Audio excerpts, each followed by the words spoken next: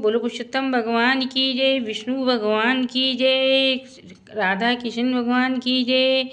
दोस्तों, जैसे कि आपको सबको मालूम है, पुरुषोत्तम मास का महीना चल रहा है। पुरुषोत्तम मास के कुछ ही दिन बाकी रह गए हैं। तो पुरुषोत्तम मास में भगवान विष्णु को समर्पित है और भगवान विष्णु की पूजा पाठ वगैरह की जाए और साथ में लक्ष्मी जी की भी की जाती है। तो आप इन दोनों की को पूजा कीजिए, पाठ कीजिए और विष्णु सूक्त का पाठ करिए और विष्णु सहस्त्र का नाम करिए। इस तरह से विष्णु भगवान से संबंधित सभी मंत्र वगैरह जाप वगैरह करते रहिए। ओम नमो भगवते वासुदेव का भी जाप कीजिए। तो आज हम इस वीडियो में श्री पुरुषोत्तम मास महात्म्य की कथा सुनेंगे। पुरुषोत्तम मास में श्री पुरुषोत्तम मास महात्म्य की कथा सुनना भी बहुत अनिवार्य है।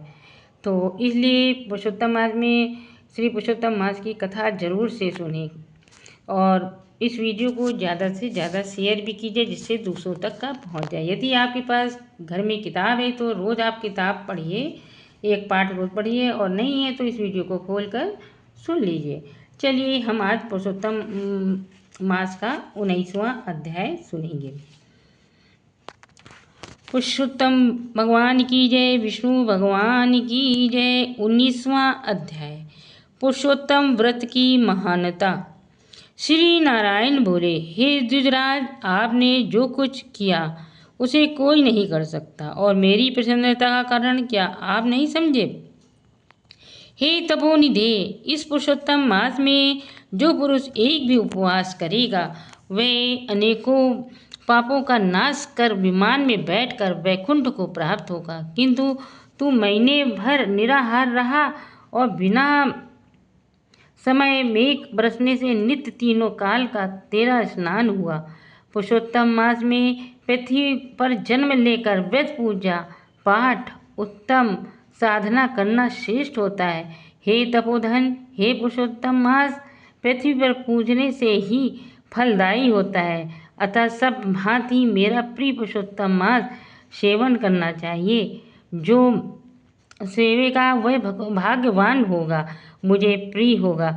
ऐसा कह जगदीश्वर हरि तत्काल गरुड़ पर चढ़ वैकुंठ स्थान को गए। स्त्री सहित सुदेव पुरुषोत्तम के सेवन से जीवित हुए सुखदेव को देख रात्रि दिन अत्यंत प्रसन्न होता और कहता कि हे आश्चर्य की बात है, ऐसा भी कहीं नहीं देखा। इस प्रकार आश्चर्ययुक्त सुखदेव उस मास को अच्छी तरह से पूछता रहा। पुत्र को देखकर वह ब्राह्मण सपत्नी हर्षित होता था और वह पुत्र सत्कार से पिता को आनंदित करता था। श्री नारायण बोले कि इस प्रकार वाल्मीकि जी यशस्वी दृढ़धन्या को राजा का वह पूर्व जन्म का चरित्र कहकर जाने लगा। तब वाल्मीकि मुनि को महाराजा दृढ़धनुआ ने नमस्कार किया और पुनः कुछ कहा। ये था पुरुषोत्तम मास का 19वां अध्याय। देखिए पुरुषोत्तम मास की कितनी महानता है। एक पुत्र को फिर से भगवान विष्णु ने जीवित कर दिया।